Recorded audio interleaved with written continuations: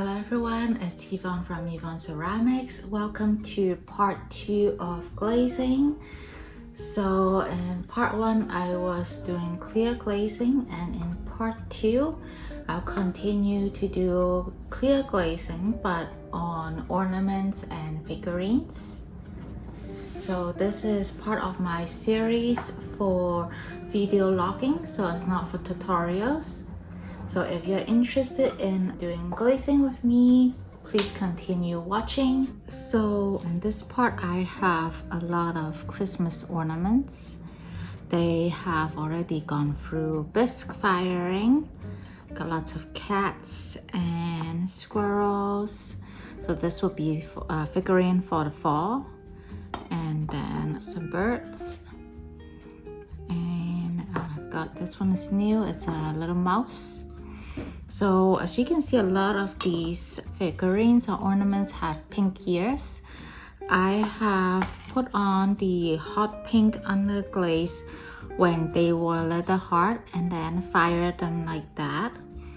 So what I'll do now is I have a tiny paintbrush here, and I have my clear glaze here, and I'm using my tiny paintbrush to put on clear glaze on these parts that is pink, so most of them are the ears, and also on the eyes as well. The reason why I am putting clear on is because when I'm glazing the body, so for example this mouse, I like to glaze them with the Amaco Celadon glaze. And I want to remain this pink. I like the color of this pink on the ears, but then if I glaze it with the Celadon glaze, the ears will be under the Celadon glaze, and so the pink might not turn out as pink as I would like. So that's why I am putting on clear on the ears. And then when it's dried, I am going to put wax on top of the clear glaze. Okay, so that's 2 coats of clear. I'm gonna let it dry first. Actually, I'm going to do the little teeth here as well as my clear. And the reason why, so after this dry, I'm gonna put wax on top of the clear. The reason why I am putting wax on top of the clear is so that when I paint on, let's say, cobalt Celadon glaze, the glaze will just come off from the wax, like it won't go off. Of course, sometimes the glaze will be on the wax. Then what I do is I use a wet sponge and just sponge that glaze off. So after glaze firing, the ears will remain nice and pink, and the rest of the body will be cobalt in color. So I'll show you in a minute what I mean. Let me just finish glazing this, and then I'll show you an example.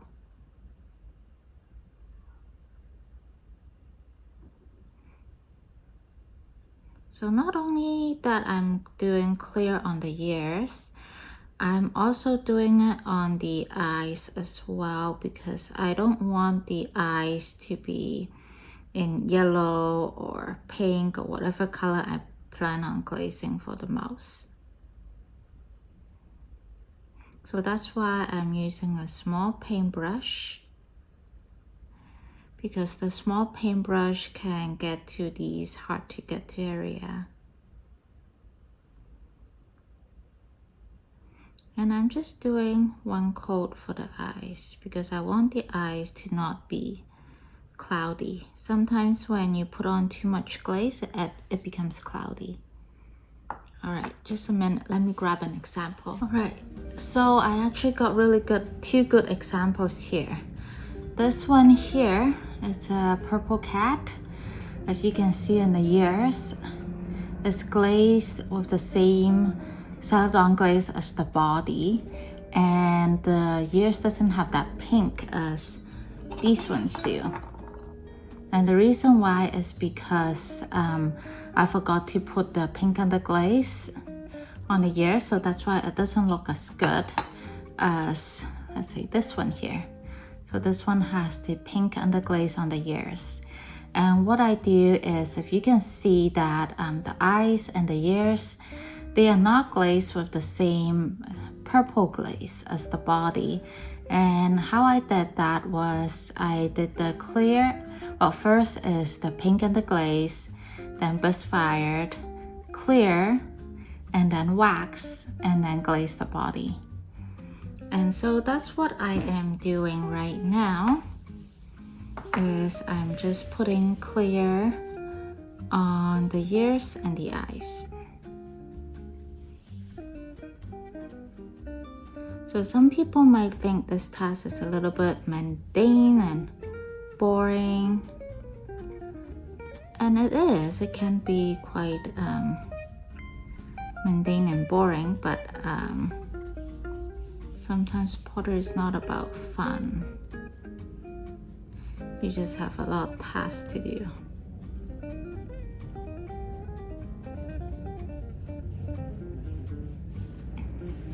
It's not that bad once you have gotten used to it, because you just have a system like how I do it.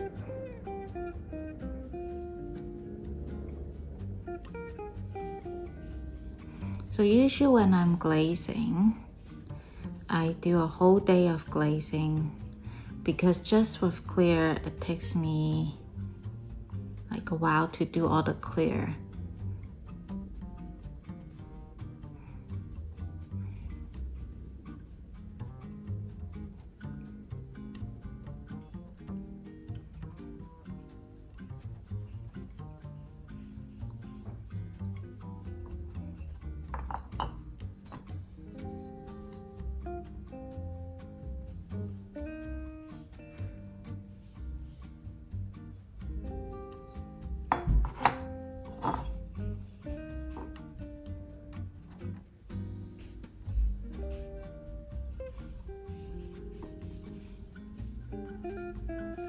So for these birds, I'm just doing for the eyes. I'm doing clear on the eyes with a small paintbrush, because only the eyes have clear.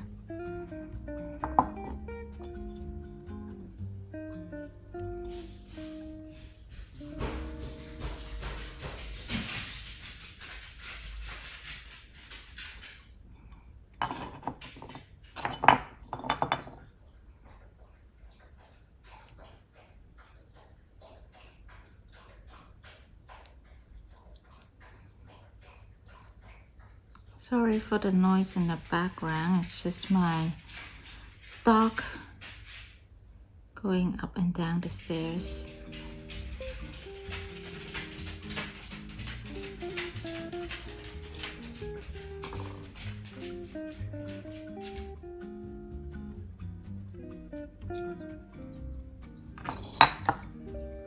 So for the animals' eyes, I only do one coat.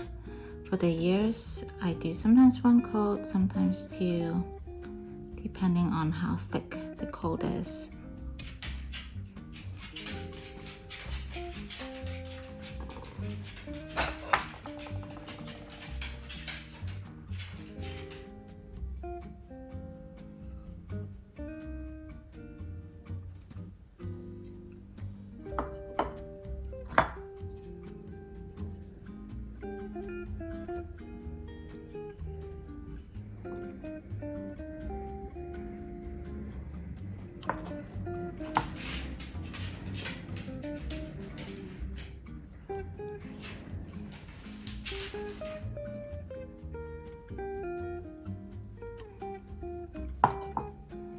So my dog has been a little bit tired now. She was upstairs playing, and then now she's just relaxing beside me. So in my studio, I've created a barrier with some totes so my dog cannot get in, because just have a lot of clay and glaze and a lot of items on the ground that I don't want her to get into. So, but she's just laying on the ground beside the totes so she can be close to me.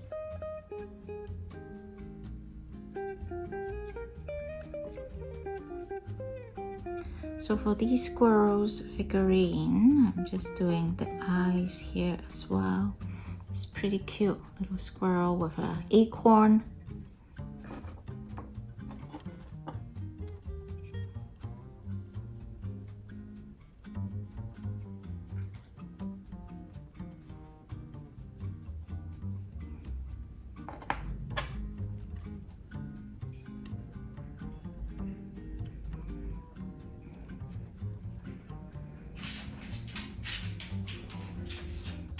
And then this one is a penguin with a star on the head.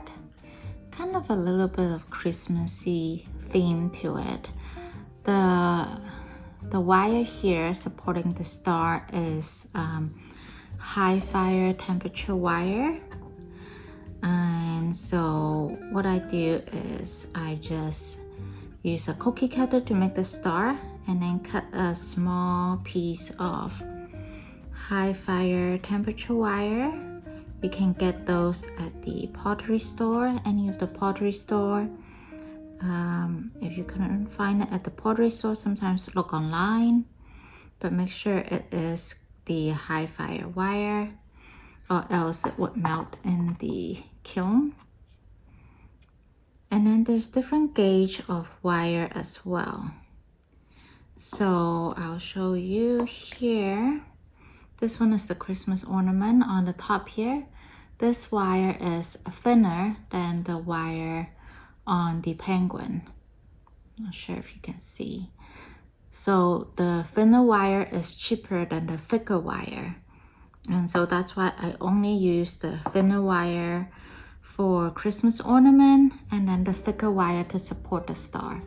And I need the thicker wire to do the star because the star has weight, and so if I use the thinner wire, when it's firing, because of the weight, the wire cannot support the weight of the star and it will just bend over. That's why I need different gauges of wire, and you can find that online as well at any of the pottery store.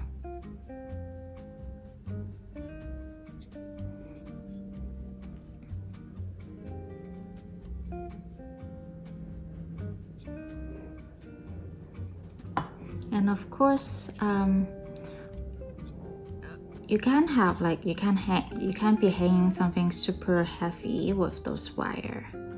I think for this wire, having a star, that's the maximum weight that this wire can hold. You can't hang anything heavy.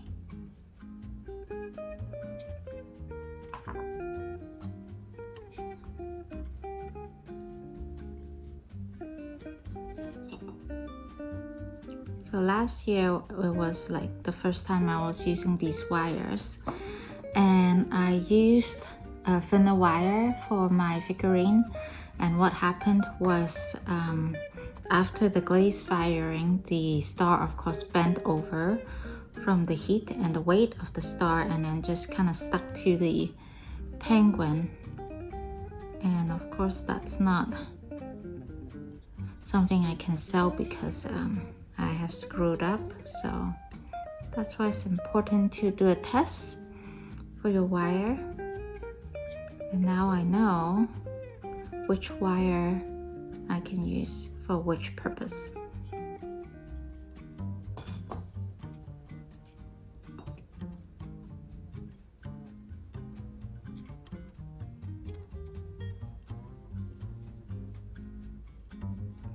So I've already glazed like almost half of my log.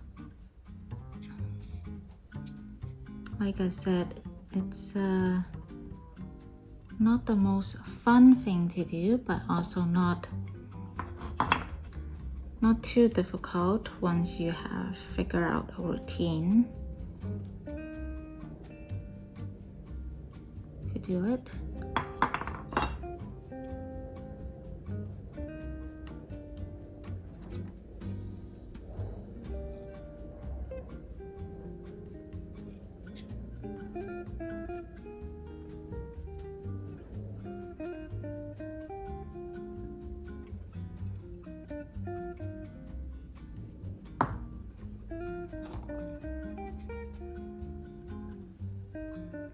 So sometimes I would forget to put on pink underglaze on the ears, and that's okay. I can do it right now at this stage. For example, this one here, I need to put pink underglaze on the ears before I put clear on.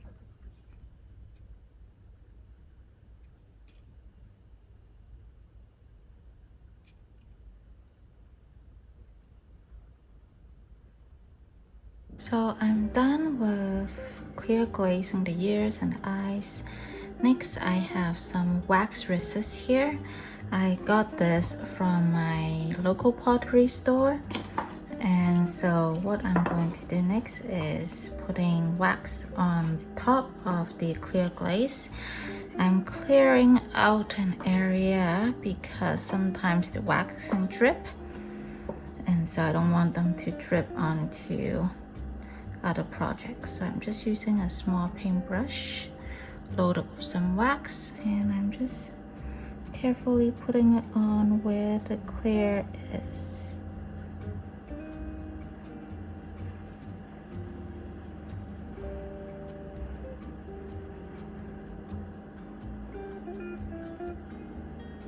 So you don't want the clear to go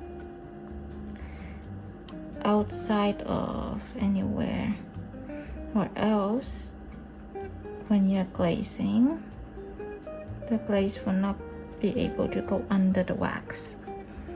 So you need to be very careful. So that's it, that I got the wax there. On to the next one.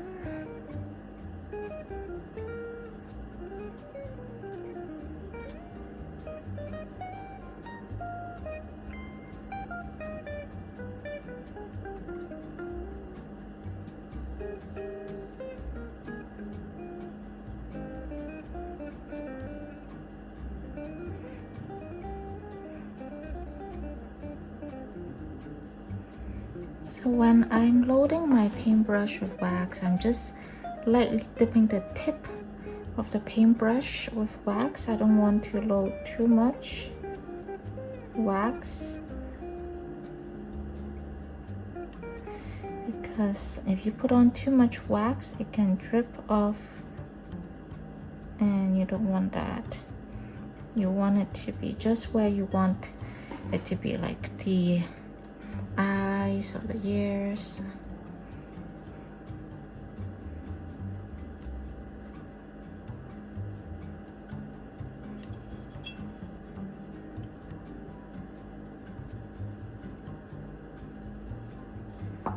Okay, so here's a more close-up look of me applying the wax. The earlier angle was too hard for me to see clearly, and I have to hold my breath while I'm painting the wax on.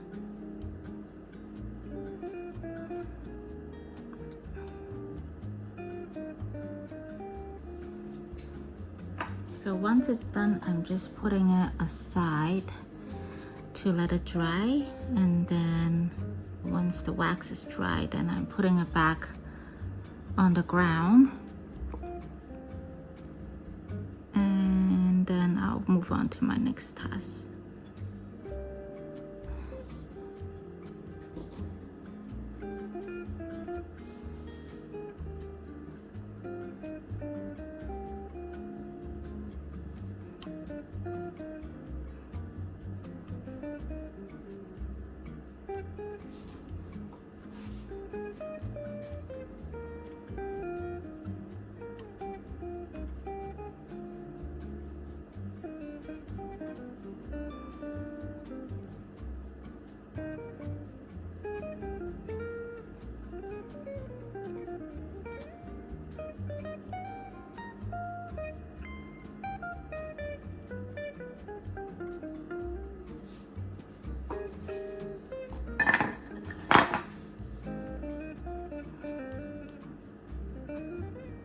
So when I first started using wax resist, I had a little accident where the wax dripped onto the body of the figurine, which is something I don't want, because once it dripped to the body, then the wax cannot paint on that and there'll be a spot unglazed.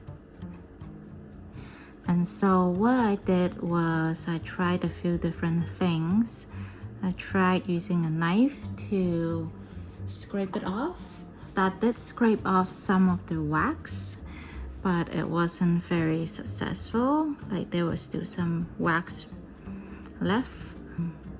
So I looked online, and online says that wax melt in hot temperature, which makes sense because the wax will melt once it goes into the kiln. So what I did was I heat up my kitchen oven just a little bit, not too hot, and then I put my figurine in the oven, and then only for 5 minutes, and then the wax melt already.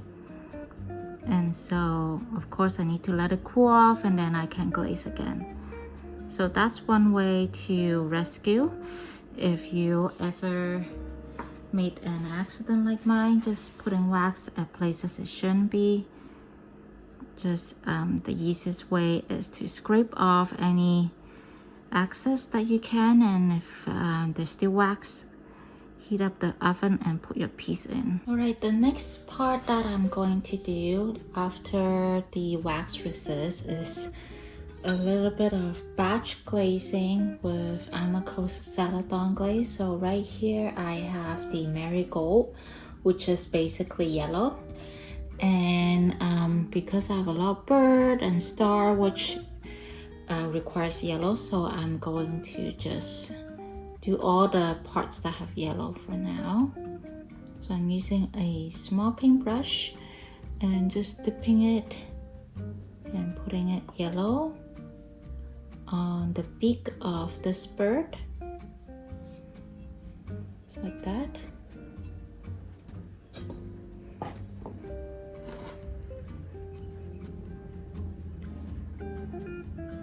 I love using Amaco Celadon glazes because their colors are really saturated and easy to use. Basically, you just open the lid and start using it. There's nothing complicated about it. So for this one that I'm using for the bird's beak, I'm doing 2 coats of it to get a nice color. If I'm only putting on 1 coat, I found that the color is too light. The website suggests that we do 3 coats, but I found that 2 is enough for my project.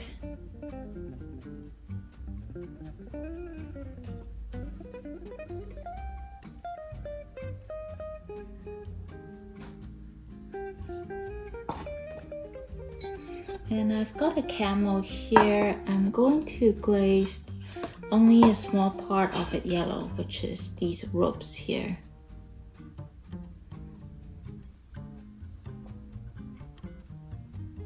And I'm going to make this really colorful because I have a lot of different colored Celadon glazes.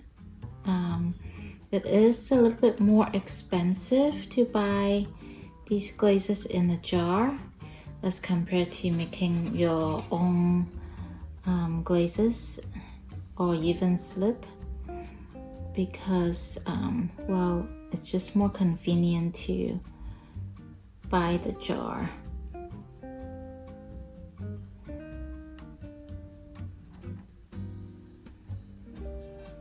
So I did 2 coats of that, and there's a little bit here as well for the camel. And I'm going to paint the little harness here yellow as well.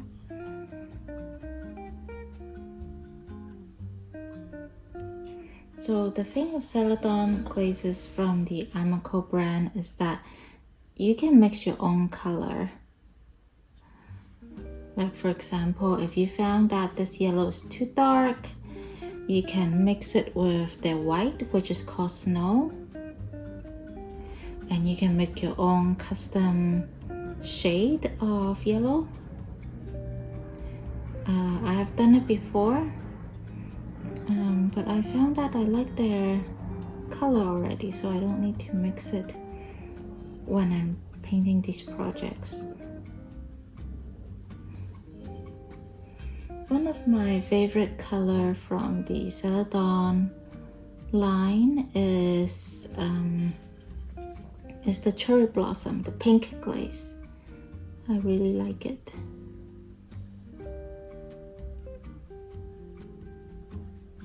And I have used other brand of Celadon glaze before, and I found that the color, they just don't perform the same as the Amaco ones. The colors are not as saturated,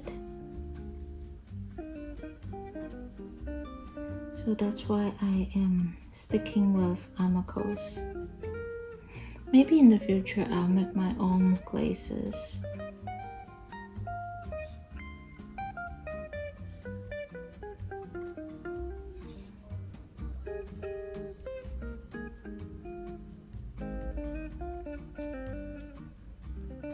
So I'm doing 2 coats for the harness here as well. And then there's the other side of the camo too.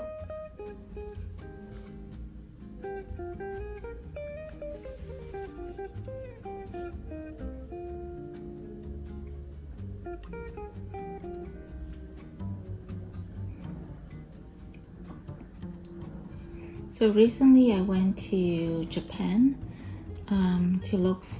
to see if there's any pottery supplies, but I didn't find any pottery supply stores.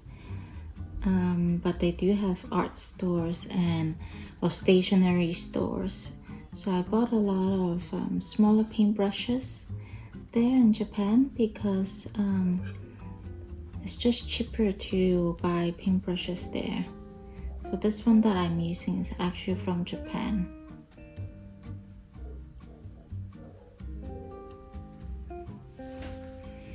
Okay, the camo's done. And I've got a little cheese ornament here. I've already underglazed the mouse, the front and the back. And I'm going to paint the whole thing yellow. I didn't do any clear and wax on the mouse. And the reason why I didn't do that is because I know for this yellow glaze, the Celadon Marigold glaze, it's actually a very light yellow. So if I do only 1 coat on the mouse, it will be fine. The mouse would still show through, especially because the mouse is in gray underglaze, which is a darker underglaze. So like underneath the yellow glaze, it should be fine.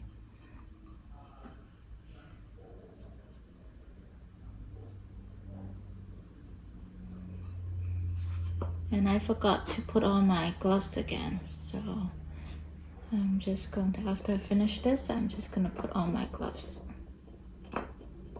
Okay, so I've got my gloves back on. I was eating lunch earlier, so I took off my gloves. So make sure when you're glazing to put on your gloves. So now I have my Christmas tree here. This is a hand-built Christmas tree.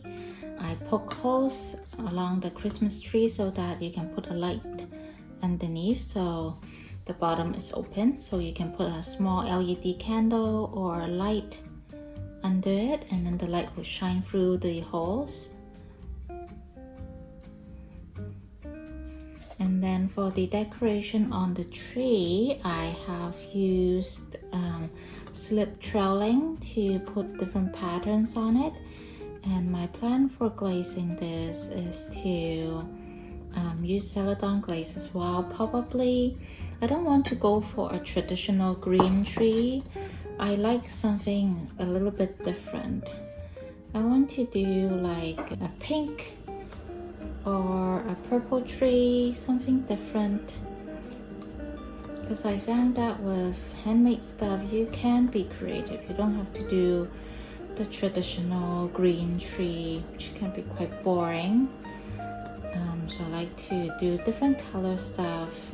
Even for my cats, I do like a pink cat, sometimes a purple cat, or a blue cat, something different.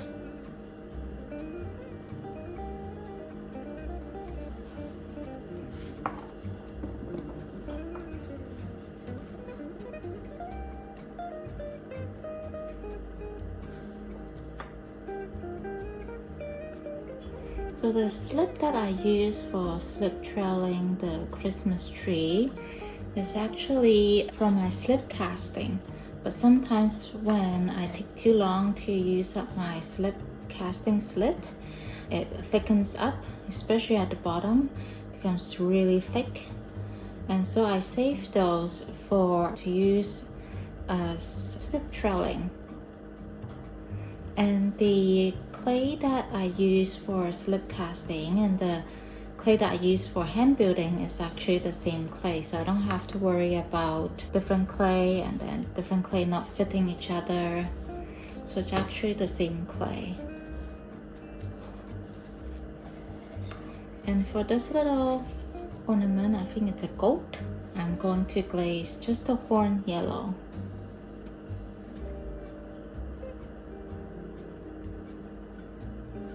So the clay that I use for slip casting is called Platzman M370 C for casting.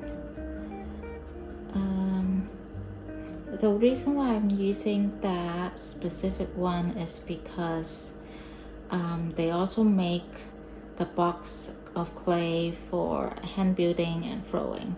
So I actually use the same clay for hand building too. It's a very smooth and white body, Firestone Cone 6. It's a little bit more expensive than the other clay that Platzman has, but just for simplicity, because sometimes when I hand build something, I want to add like a slip cast element to it. It's just easier to have the same clay body.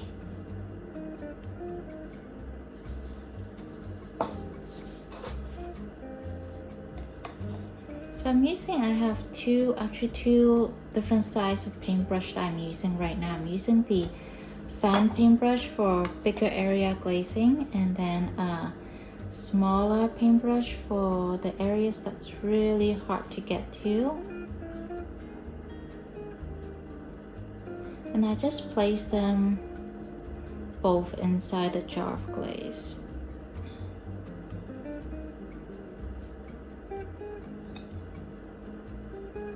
So here's the thing with using high fire wire. You see this cat here. It has a high fire wire with the star, but then as you can see, I can move this up and down. It's because when I put the wire on the cat, it was very loose, so that's why it's not sticking. Like the wire can move up and down. So when I'm glazing, I'll try to put a little bit more glaze on the hole where the wire and the cat's head is, hoping that the glaze can fill up that hole. We'll see.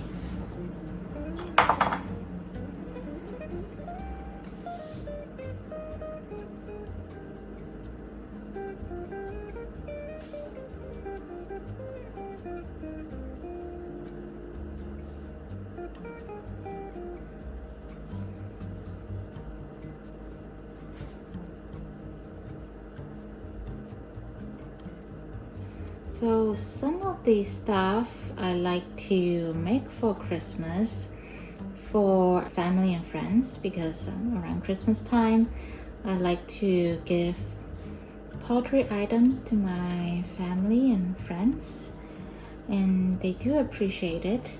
So what I like to make for them, well, for last year I made a vase, a little vase, not too big, because these days people's home, they can be a little bit small, so you don't want to give things that's too big for them. So I make small vases for my friends and family, and I glaze them with Amaco glazes using the Galaxy glazing technique. If you're not familiar with the Galaxy technique, you can go on Amaco's Facebook group and just search up Galaxy effect or Galaxy pattern, and you'll see a lot of people showing different results of it. It's basically you use the black Celadon glaze as the base, and then you put different glazes on top to create that northern lights or galaxy effect. So the glazes you put on, like well, other people put on, you can use different glazes. Like for the green, you can use seaweed or texture turquoise. If you want a little bit of pink, you can do honey flux, but then honey flux do provide movement, and same as seaweed as well. So make sure you put those near the top of your vessel, or else it will run down to your kiln shelf. So for the green, you can do seaweed.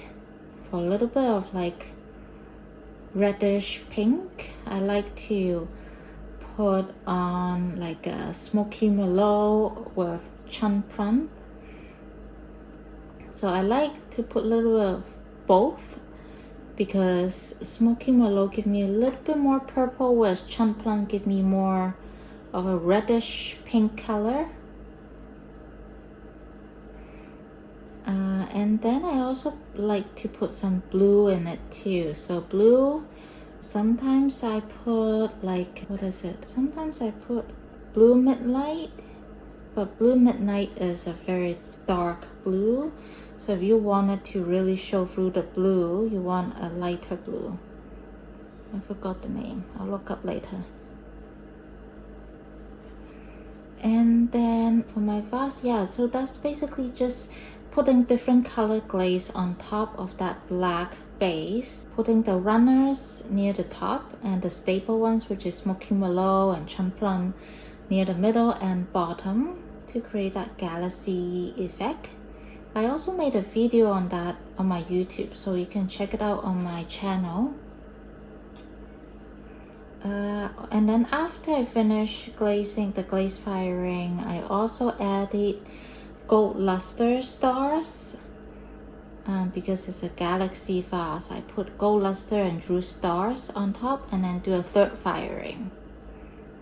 So it was really pretty. I was quite proud of myself, and everyone loved it when they got the vase. So that was what I made last year for Christmas. Okay, so I think I'm all done with the yellow glazing. And looking at the time, I'm all done for today, but stay tuned for part 3 of the glazing.